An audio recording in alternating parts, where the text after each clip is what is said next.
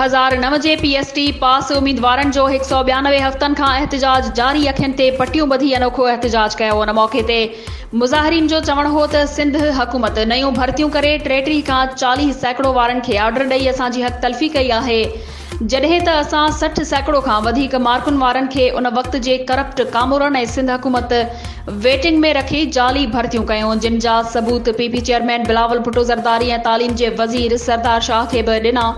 उन्हनि जूं ॻाल्हियूं ऐं आसरा बि कूड़ा साबित थिया। असां वस वारनि खे अपील था करियूं त ख़ुदा असां ते ऐं असांजे बचनि ते रहम कयो। नोटिस वठी ऑफर ऑर्डर ॾिना वञनि, ॿी सूरत में एहतिजाज जारी रहंदो।